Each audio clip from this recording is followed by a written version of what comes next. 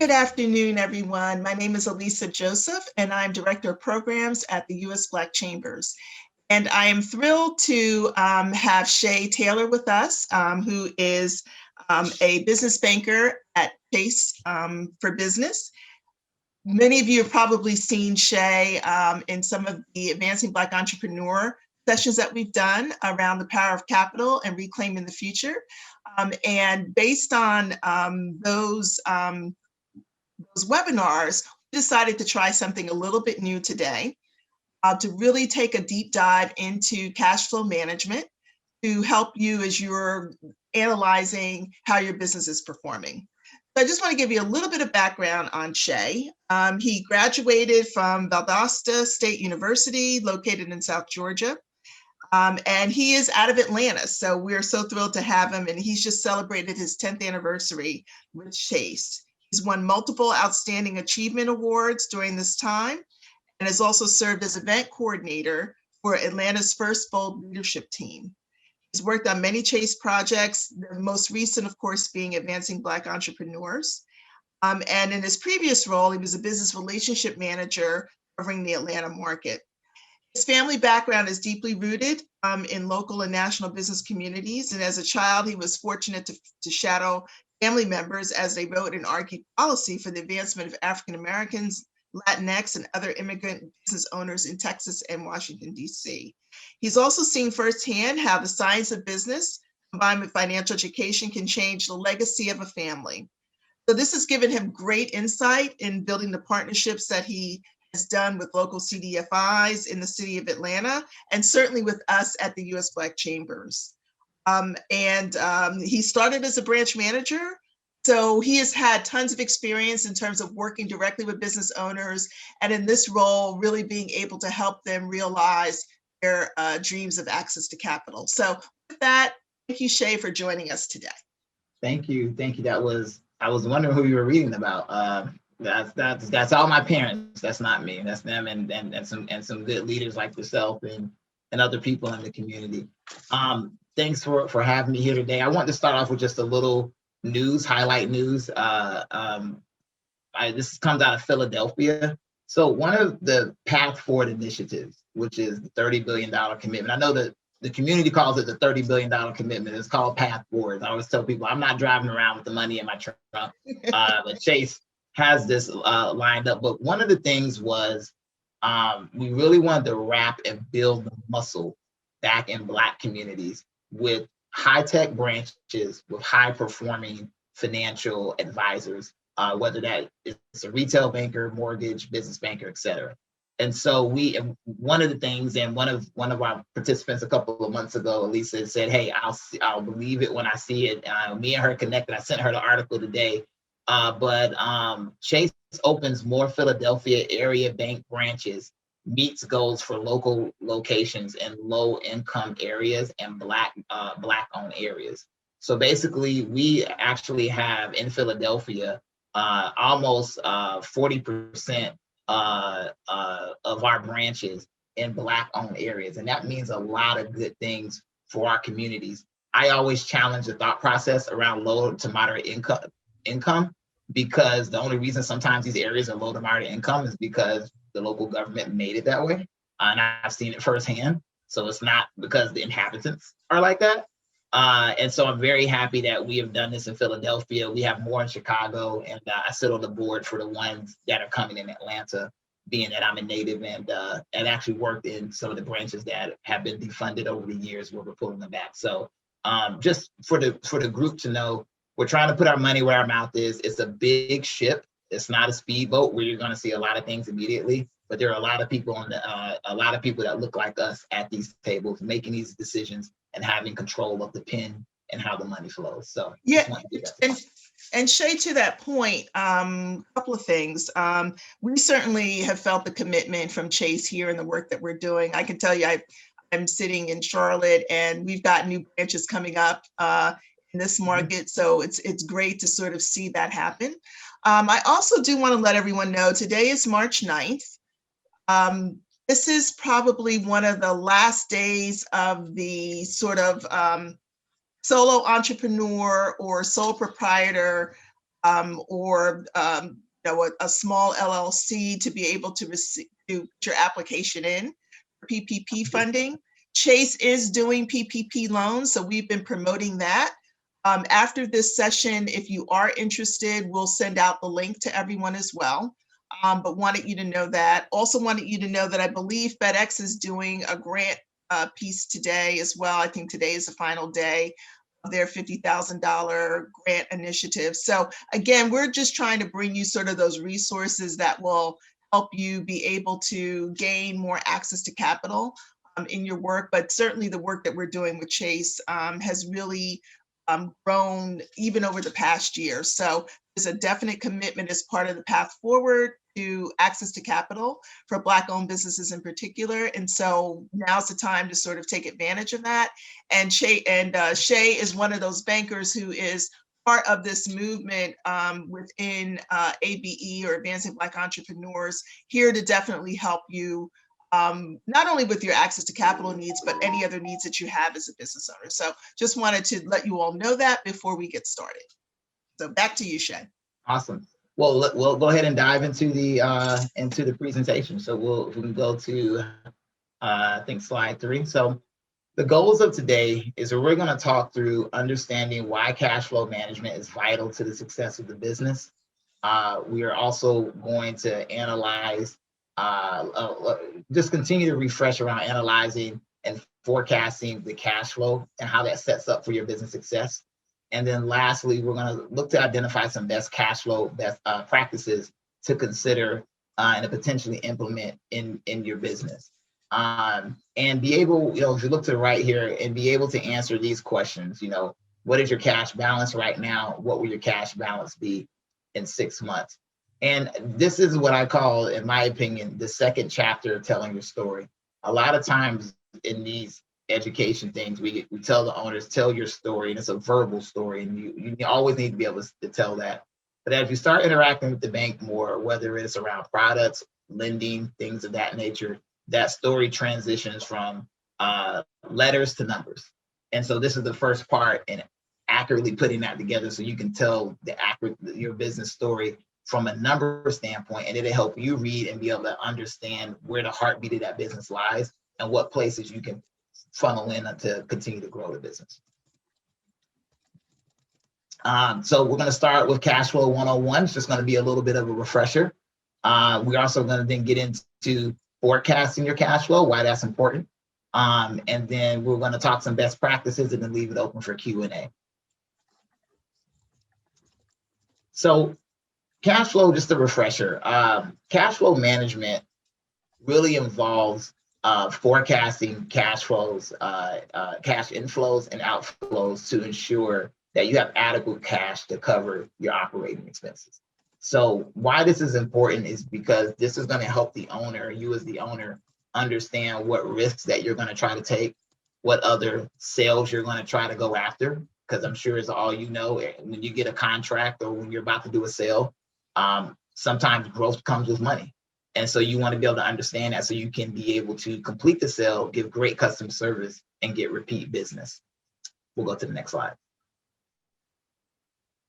And so cash flow basically equals cash received minus cash paid out.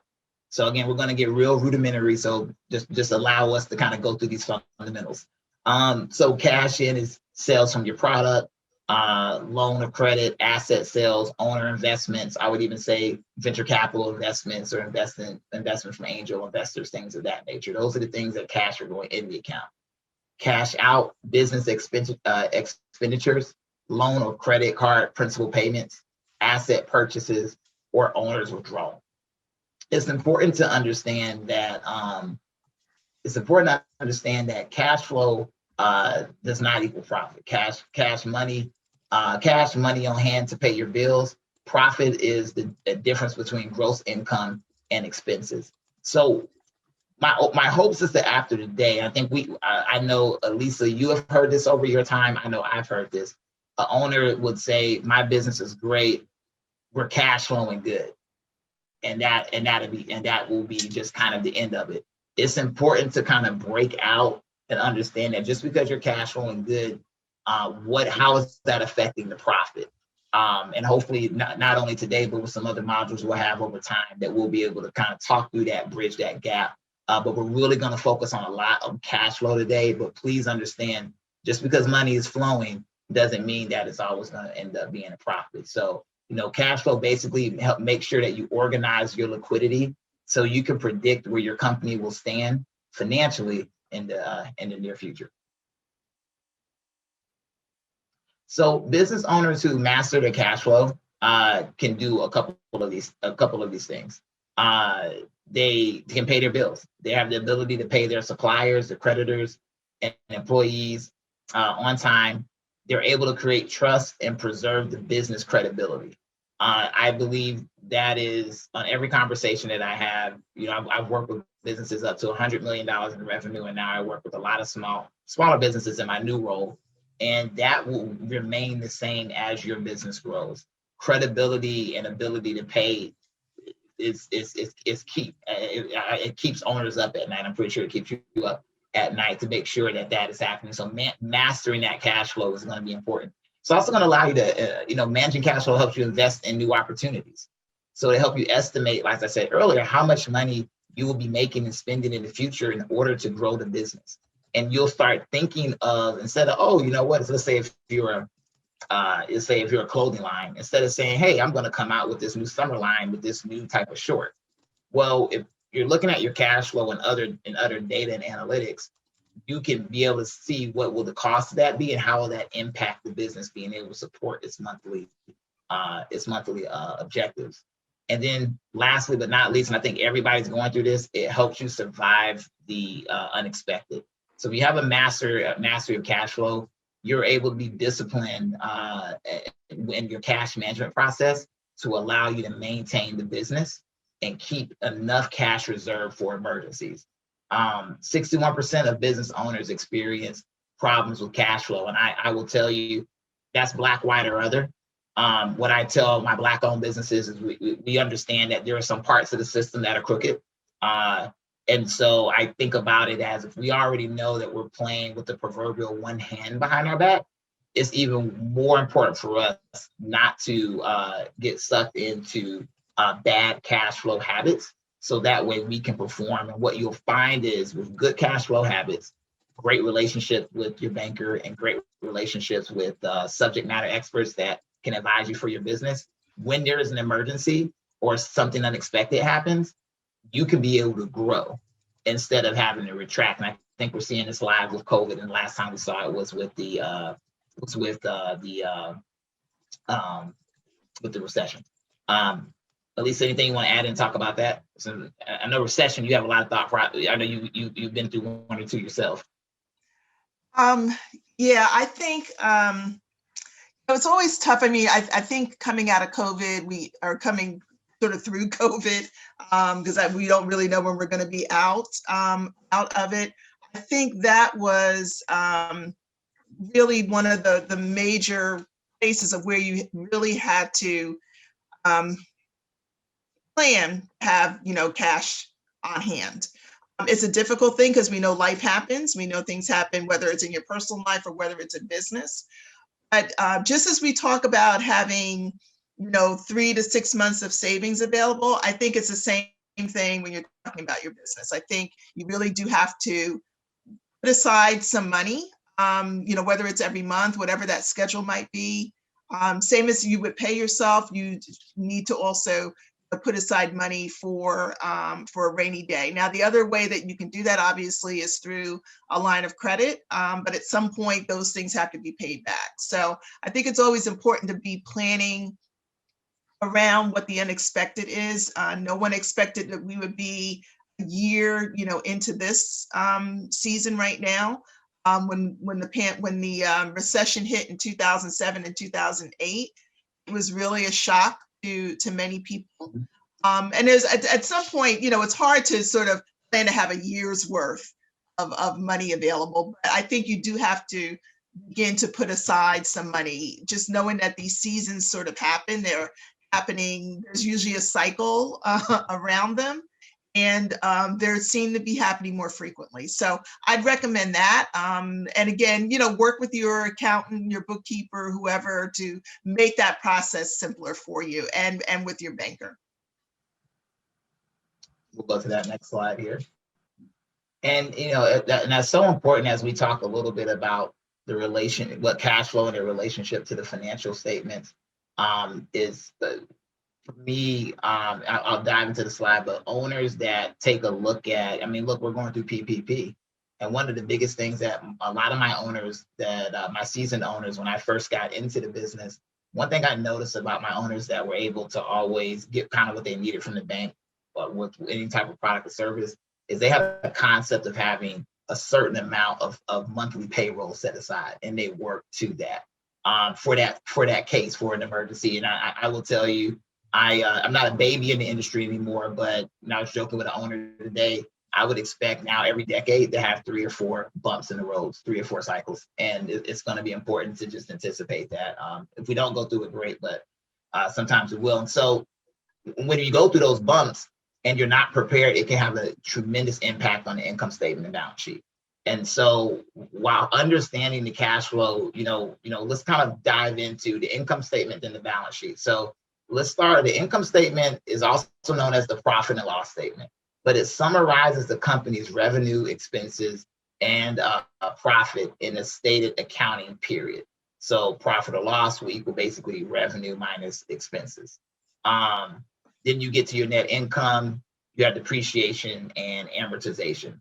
So the income statement is more so the recording of how well the business is performing with generating revenue, and how that cash is cycling through the expense portion of the income statement, and then whatever is left, where that is falling out on the net profit. And a lot of times, that's when we say the word, we want to see a profitable business. I cannot think of anything more than the net income of the income statement. So that's why cash flow affects that, because if we're not managing our cash, you're making a lot of revenue up top, but if you're spending a lot in your expenses or taking a lot of risk and losing a lot of money, it can impact your net income, making your business on paper not as profitable, and again, hurting the story that you were trying to tell to whoever you're trying to tell it to. Let's segue over to the balance sheet. So the balance sheet is a snapshot of the company's assets, liabilities, and overall shareholders' equity. Here's a quick formula on that. Assets basically is equity plus liabilities. It changes in working capital, and it also shows changes in working capital, and it also lists out your property and equipment. If you think about the balance sheet is from an accounting method, is really showing how strong the business is, and kind of how they're using the cash. We're going to go down and we're going to see things like accounts receivable and things of those nature that appear on the balance sheet. But it really is that the balance sheet, for me as a banker, was always the heart of the business. The income statement is fun, but the balance sheet is really letting me know how we're really reconciling the cash and what silos are we putting it into. Elisa, I'm pretty sure you walked in a lot of balance sheets. Yeah. So a couple of things. I think certainly the strength of the balance sheet really does help a banker sort of understand how you're utilizing your cash and assets for the company, and then how much debt you're really carrying, right? Because at the end of the day, it's showing you that picture of, here's a snapshot at one point in time. Here's what I'm carrying in assets. Here's what I'm carrying in liabilities. And certainly you don't want your liabilities to exceed your assets. Yeah.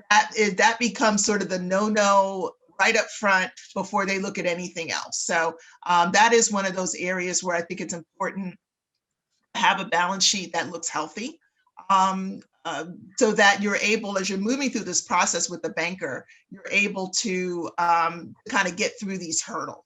I do want to ask Shea a couple of questions because I'm going through the chat. So I am going through the chat, guys. I am looking at your questions. I'm holding them a little bit because I don't want to get ahead of the presentation. But this particular question I think will be good as we're moving into the next section. One of the questions was around capital expenditure as we're looking at cash flow statements. And I responded to the idea that there are a number of categories on both the revenue side of it, money that's coming in, and then the money that's going out on the expense side. And that capital asset can be, sometimes it's not shown depending on the example of the cash flow statement that you're using. That capital asset gets put in there as well. And so, Shea, do you want to speak to that a little bit? Because I know we'll go through that, but how that is basically shown within a cash flow statement. And so, for example, like let's take a live example. So we want to take something like maybe a building or a piece of equipment. Yes. Something like that. Okay. Yep. So let's take a piece of equipment. And then what we mean by equipment, typically what the bank means, they mean heavy equipment, but let's just say equipment in general, because I know there's a boom of e-commerce businesses and things of that nature. So there may be a lot of soft costs that are now kind of have replaced hard costs because we're just in such a virtual environment. So what that capital expenditure it's a couple of things. It can be a positive for the business. It can be a positive to have that, but if the business can't afford that capital expenditure, it could throw it out. So it could look nice on the balance sheet, but it can be hurting on the income. It can hurt on the income statement. So the way I look at it is I like to take like business out of it. The question is, can the business afford it? And so capital expenditures are great when the business can't afford it. It helps bolsters the balance sheet. It shows additional assets. Capital expenditures are phenomenal when they're paid off. Again, it shows that it strengthens up the short-term assets on that balance sheet. I know we don't have an example, but in your balance sheet, you have a short-term asset, long-term asset, or the short-term assets. And so short-term assets are items that can be turned into cash within a 12-month period. And so if you have something paid off, that is just phenomenal. So the capital expenditures are great, but it also depends on, can the business afford it? Because you can have, I've seen cases where I've had a strong balance sheet and the equity and everything looks tremendous. But on the income statement, because the business can't afford it, that expense is throwing the business into a negative profitability position. Am I hitting out the right notes, Elisa? You absolutely are. And I have one more question for you, but I do want to say hello to some folks that I see in the chat. Thank you, first of all, to all of our business owners that are here. I see, who am I missing? I see someone here from the Association of Enterprise Opportunity, which is a CDFI. We love our CDFI partners. So we thank you for being here and supporting small businesses. Basically, what we try to do here at U.S. Black Chambers is sort of refer our business owners in the right direction. And so some of you might be ready to go directly to Shea. And some of you, as we review your financials, we might send you to one of our CDFI partners. So just know, we try to find a home for you as it relates to access to capital regardless. I see someone here from the NAACP. Yes, we are excited about potentially partnering with you. So that's what we do. I think it's John, Mr. Duty, John Duty, who is Innovative Program Coordinator at AEO. So thank you again for joining us. We can talk later as well. So I just wanted to give a few of those shout outs. And then the question is from Felicia Palmer. How are lenders accommodating business owners who are looking for lines of credit or loans, but experience some abnormal revenue in 2020 due to COVID? So I'm gonna speak on the banking universe. I'll start with the traditional big banks and we'll go to the regional ones. And some things are shared. I think at the end of the day, I will say personally, before I came to this role, I booked probably a little bit over $3 million for 4 different Black business owners in the summer. So COVID was still raging wild. And what I tell owners is the same tenets to a good loan or line of credit still apply even in when we have like disasters going on or like disasters with the economy. And so some businesses take the thought process, well, everybody got hurt, the bank should adjust their lending, and the banks did. That's big and small. The thing that they did though is they would probably never say it, but they tightened up, and I think everybody has felt that to some extent. And so when I get asked that question, my answer is it's all about a good balance sheet, income statement, and being a profitable company. If you're a profitable company, the thing about Chase that I love, we shut down no lines of credit.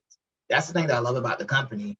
It's hard sometimes being with the company because in the time of good, when we're going through a boom, our competitors are throwing the kitchen sink. And this really gives business owners a false hope.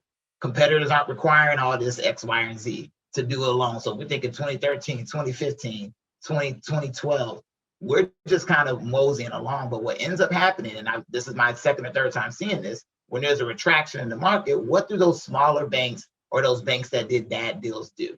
They start freezing the lines of credit. They start calling the lines of credits, and they do all that. And so those business owners who did not have to have a concern about an income or balance sheet because they were able to get it how they were able to get it during the good time, they find themselves frozen out of any type of credit process. The CDFIs, I know I can't speak for all of them, but I know they went through their own thing around concepts around lending. I think they activated that quicker than a lot of the banks did. So let me land the plane to answer that question. The banks are looking at 2020. They're going to want to look at your tax return, and the same tenets still apply. They want to see a profitable company with with depending on your revenue size, how much you're requesting, a strong balance sheet, or at least a balance sheet that's not completely upside down. And I think we can go on to the next slide. Great. So we can move on. Cool. So we're going to hit these next two. So let's talk like the components of the cash flow statement. So I'm gonna kind of go left to right. So, cash inflow examples. Again, they help you with your core business activities associated with revenue and expenses. So that's sales of goods, rendering services. That's cash inflows you get from fees, royalties, commissions, and other revenues. Collection of receivables, which I think is probably the most important, being able to collect the receivables and having a good process to making sure you're being paid at the terms that you're giving your consumers.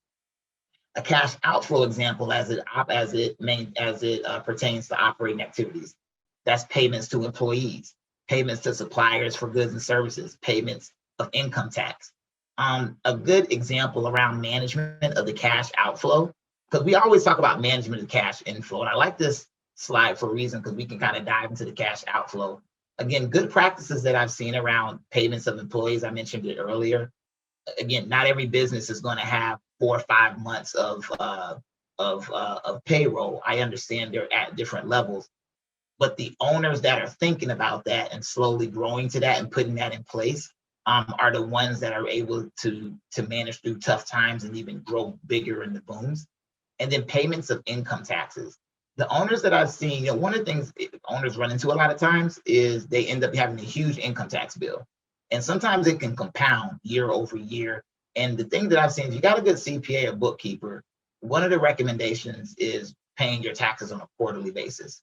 Keeps the business out of trouble and keeps them just kind of current. So that way you're not sticker shot at a tax bill at the end of the year. Let's talk about investing activities as it pertains to cash inflow and outflow. We'll start with the inflow.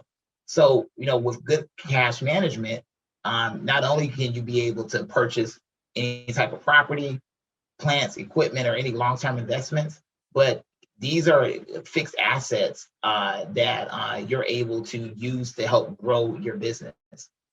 You can end up selling those. You can end up selling those assets off in a time to increase your cash position in your business. You can also sell any investment instruments such as stocks and bonds for maybe some of your bigger companies out there that have issued those. But those inflows are great. So for the person that asks about capital expenditures, if you have made that purchase and can support the debt, handle the debt, and grow the business, you may be ready to go to another level with your business and can exit out of that asset and then have just a cash flush in, and then use that as you continue to grow your business. Let's look at cash outflow examples when it comes to investing. So, payments to acquire fixed assets or payments related to mergers and acquisitions. These are the times where, and I mean, COVID is so pervasive. It's in everything. It's in everything that we talk about. I've seen it in a negative way, but also seen it in a positive way. Some of my owners that I previously had, they are growing tremendously. These are Black owners that are growing tremendously. I had a call with an architect back in 2015, and we discussed a couple of things. And he was in a particular place. And from that conversation, we left, and I recommended to him, he was kind of already there, so I don't think I saved the day, but to really bolster his hold on to some cash. And what he's been able to do in the downturn has been, he's grown his business probably 400%. He's expanded, he's an architect, so he's expanded not only in Atlanta, Alabama, Louisiana, and some parts in Texas. Sounds like a Beyonce song a little bit, but when you have those cash outflow so you have those cash outflow practices and fundamentals in place, you're going to be able to do it. And one more thing, when he bought and he purchased the grow, he was paying pennies on the dollars because there were some companies, whether they were government or private, that had to liquidate. So he had great capital expenditures. He was able to purchase straight cash, and now he's probably going to grow his business and end up selling it off. Last but not least, financing activities. This is really important, especially around, people always ask about lines of credit. I think we already had a line of credit earlier. So when you have good cash inflow, good management, these activities are going to help you as it relates to any type of long-term funds or capital for the company. So you can proceed with issuing shares of equity to individuals, or you can proceed from issuing debentures, loans, bonds, and other short, long-term borrowings. So with those particular things, and this part reads kind of weird. I kind of look at it from a layman's term. Is around this, you have good cash flow inflow practices, you're going to put yourself in position to be able to talk with banks. You're not going to have to be concerned with whatever's going on with the economy, because you're able to perform and show and tell the story on your financial statements. And you can be like a lot of owners, not a lot, but many owners that were able to secure lending and do different business deals in the downturn. Cash outflow as it relates to financing activities. You can pay your dividends to shareholders. That makes them happy, makes them probably want to invest more. You have cash repayments of amounts borrowed. So again, just by my architect I was telling you about, he was able to, although it wasn't a borrowing aspect, but he paid off a pretty big loan with us 10 years earlier. His biggest issue in 2020 was debating was going back and forth with the bank to release a prepayment penalty. Do you think that we did that? Yeah, of course we did. We normally don't, but we did, because in the downflow, you had somebody coming up to you saying, hey, we want to pay you off. So yeah, we're going to do that all day, every day. And the next time he wants something, he's probably going to reference that and be able to get it if he has all of his things in place and considering what he wants to request. And last but not least, you have interest paid on debentures and other long-term loans and advances. Yeah, Shea, I just want to add just one point to this. Particularly talking about what I would call scaling of businesses, right? It is a tough time for businesses that aren't doing well, but a good time for people to be thinking about mergers and acquisitions or joint ventures and the like. You can help another business owner just by becoming a joint venture partner with them or by merging with them. And so if you want to hear a little bit more about that, we just had our Black History Month program, and it is online right now. So you can find it on YouTube under USBC. But we talk a lot about sort of that M&A space within our certification panel. And then we also talk about access to capital as well, as it relates to looking at business acquisition. So I think it's a great conversation to be having now. And I would encourage you all, if you want to grow a little bit more quickly than just organically, that might be a method that you'd want to use. Awesome. And then this last slide here is just a couple of cash flow conversion cycles. Actually, just a few formulas that you can use to really understand your days. So we'll start with days inventory outstanding. Really to understand your cost of sales, which I think is highly, highly, highly important. It's something that I think it nips business owners in the heel sometimes when they don't have this, because you can have. I have seen. I'll give a big example.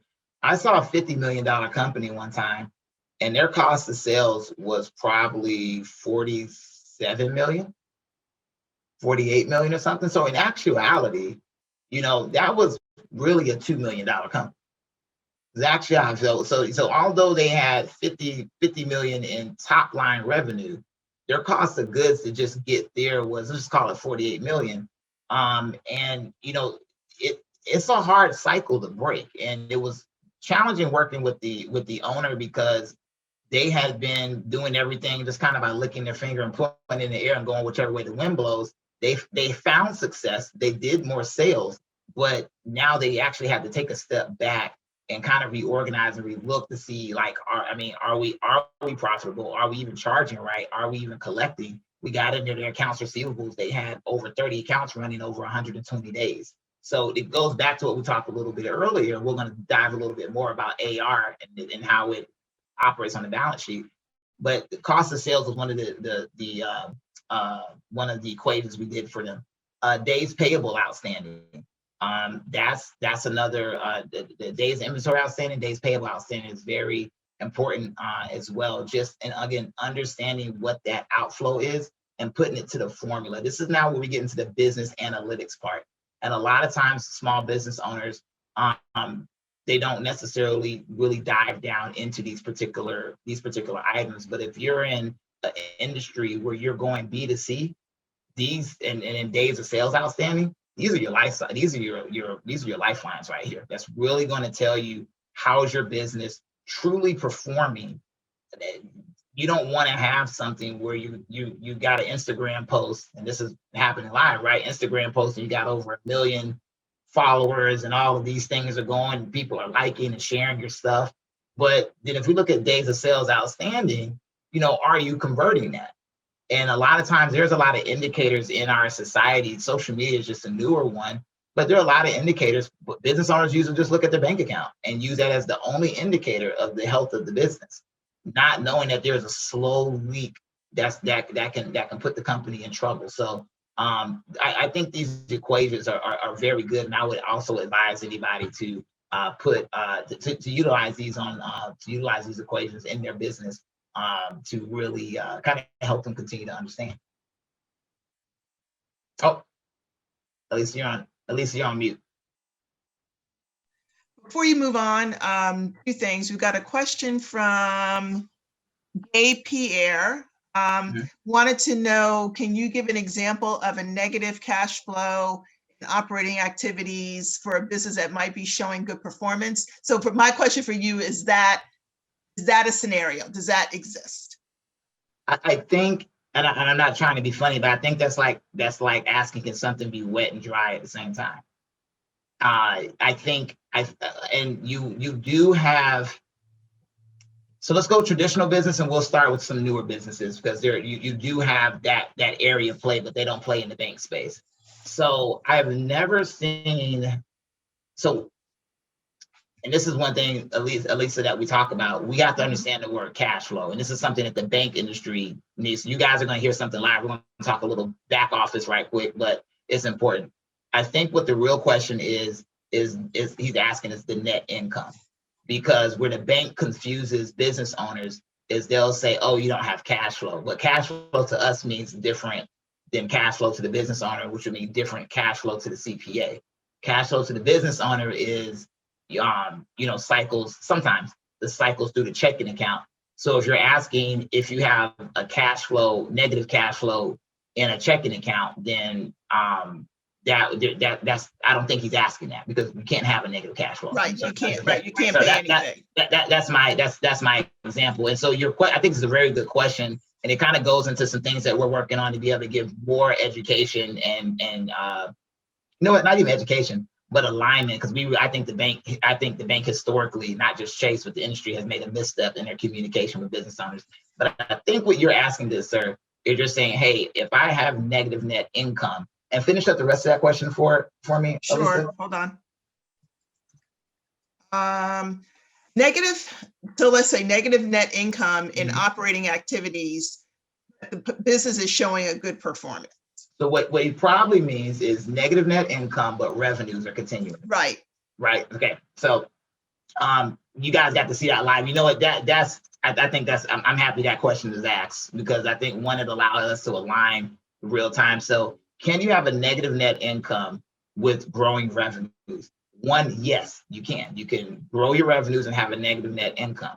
The thing that the bank, as I said earlier, that the bank would want to see is, can the business be profitable? And that's around the net profit. So from a high level standpoint, you can have that, but it's going to be challenging for any type of investor, bank to lend and kind of go along with you on the journey with understanding the strength and the growth of your business. Now, here's a caveat. Tech companies operate just like that, where they have a negative, they show negative net income. They are taking on a bunch of investments, but they are doing so, and they're getting their investments and they're growing from outside traditional banking. So they're getting it from investors and things of that nature. There is actually I think I can spill the beans because it's already happened. One of my good customers is interviewing Damon John, and we're going to be releasing that. And that's actually one of the questions that we crafted for him to answer about a negative flow company and how they can participate in any type of lending. So let me land the plane to answer your question. You can have a negative net income and be growing the business from a revenue standpoint. From the bank standpoint, it's going to be challenging. And I'm talking big bank. It's going to be challenging for them to go along the journey for any type of lending. You can find a source of lending in your regional banks, but remember what I said earlier. That's only during a boom. They'll throw the kitchen sink at you with the boom, but the minute that another freeze or hiccup in the economy happens, they may hold and freeze your line of credit accidentally or purposely freezing you out of any type of lending scenario, because now you can't go to big banks because you have negative net income, and your bank you were dealing with, they got so gun shy that they now want to hold off your line of credit, leaving you no access to capital.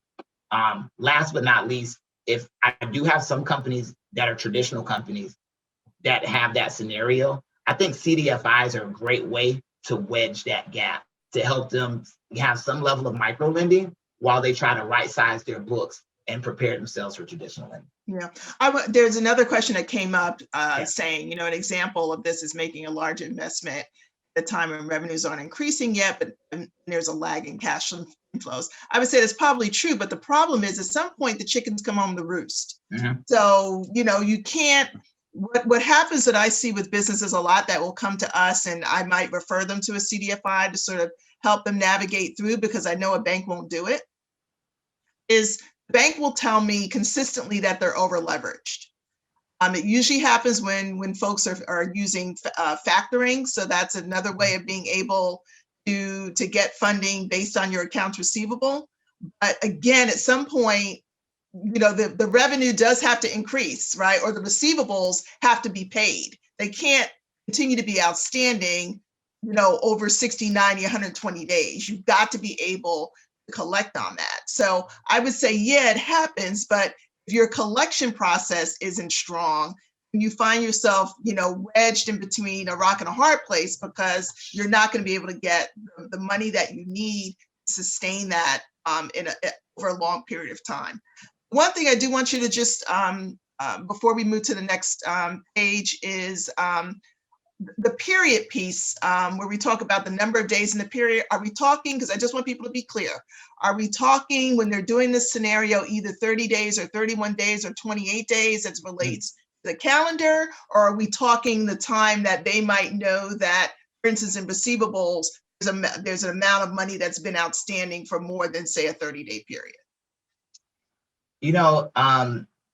I've seen multiple ways or multiple days put on there. I think that's going to be depending on the industry. So let's just Okay. say if you're B2C, then what I would do, this is what I would do. If I'm B2C, and let's just say, well, I'll stay in my clothing example, and I'm selling clothes, what I would do is I would look historically to see how quickly am I turning that revenue or turning that product.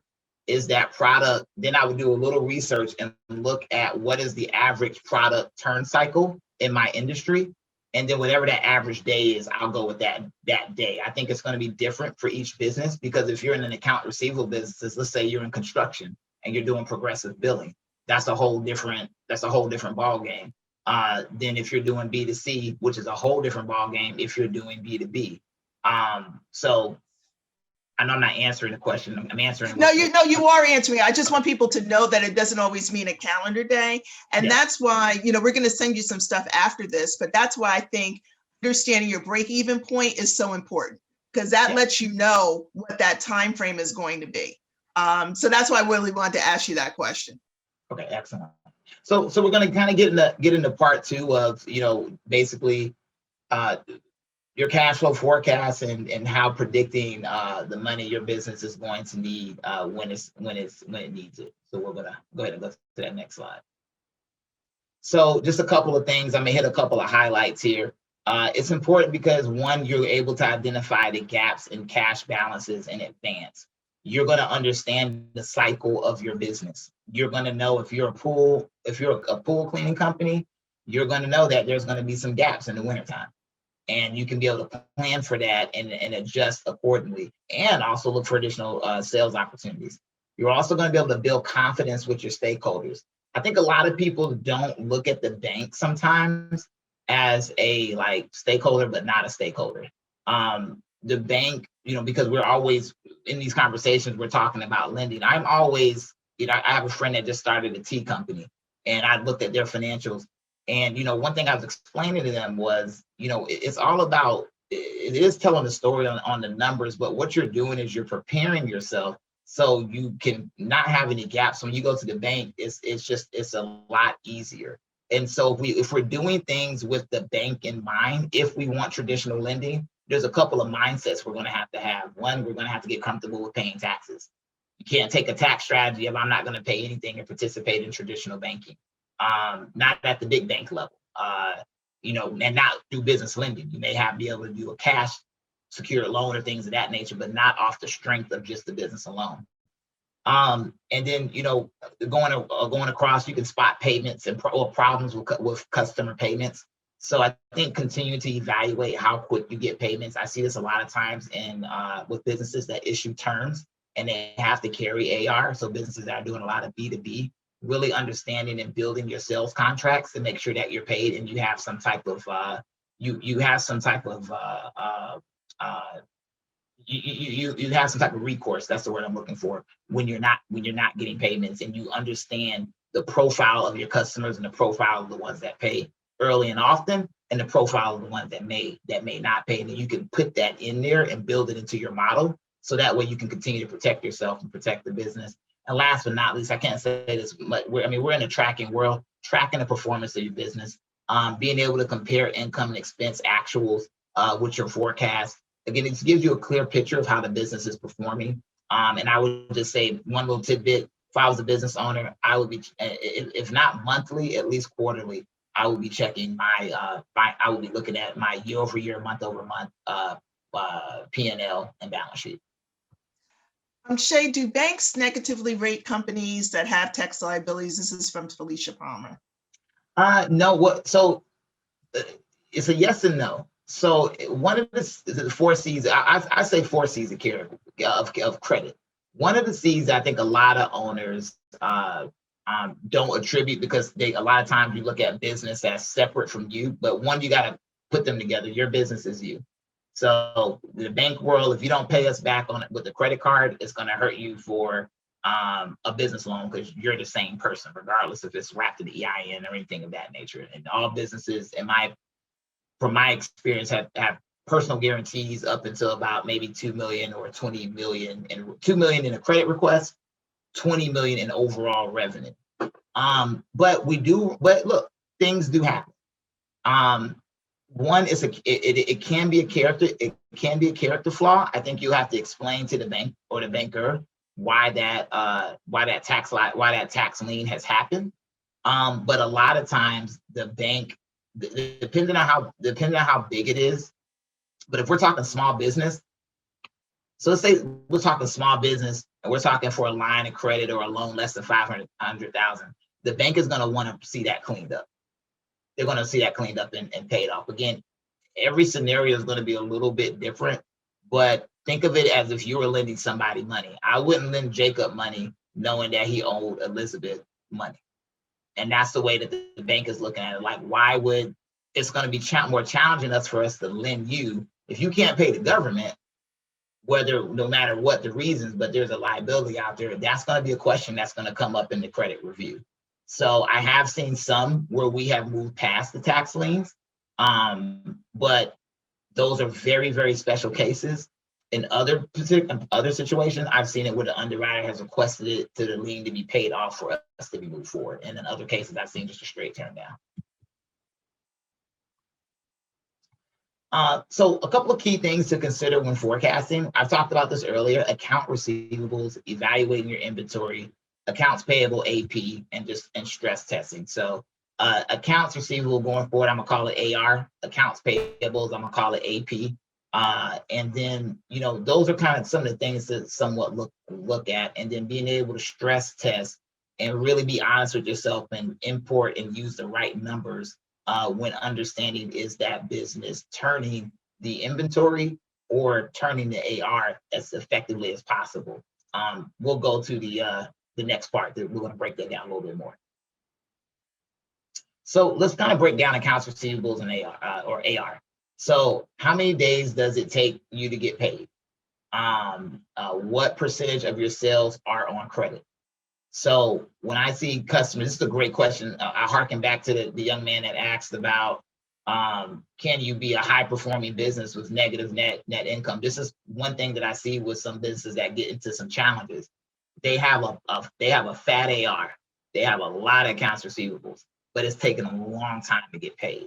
And sometimes businesses will come and say, well, I got these people that owe me money, but if you haven't been collecting it or show the ability to collect, again, that's another question that the bank will have about management and the manager of the company. And, what are they doing, and do they either know what they're doing or have systems in place to hold people accountable to make sure that the business is growing and they're collecting their income. Accounts payable. Are you holding on to your cash as long as possible? So what percentage of your purchases are on credit? So AR and AP are, a lot of times your AP comes up first when you got to pay, and your AR you're waiting on. In between the gap, and this is why you want to have good cash flow management, good credit profile, all these items that make it easy to lend from a bank, because the line of credit product was uniquely created to fill the gap between AP and AR. Because what now happens is you can float that money. So when I see strong managers, I see them able to negotiate the longest payout on their AP, and I see them very firm around negotiating the shortest inflow with AR. And they are tyrannical around that. My owners that have to deal with lines of credit and deal with AP and AR on an everyday basis, the ones that are very tyrannical and understand every bit about their customer and also the people they owe, they manage those real well. Evaluate inventory. What percentage of your funds are tied up in inventory? Are you reviewing order cycles to optimize your inventory? Turning the inventory is just very important for a business, but also I will give a little caveat here. Well, not a caveat, but a word to the wise. Also, I would advise against buying inventory for the sake of buying inventory. An old school way, when there was a lot of asset-based lending, a lot of old school CPAs would tell the business owner, any of your extra cash, just buy a bunch of inventory. The bank can use that as collateral. Or if there's so much inventory and it's like, it's old, it's not really turning, the bank will kind of do a cut or a haircut on that. So just having inventory for the sake of having it, that was an old style of way of doing business to kind of get around and to get collateral, maybe to avoid going SBA or things of that nature. That's back when SBA was 40 extra pages and 60 days or 90 days to close. But really, you want to be flipping that inventory and turning it. You don't want your funds tied up in inventory. Every time it's sitting, if you have a bunch of these sitting around, you're putting yourself in you're losing money every day. And then stress test. What would be the impact to your cash flow if a significant order is canceled, an important client fails to pay? And I would also start putting on there. Companies do stress tests all the time. We do them at Chase. What happens if there's an economic downfall?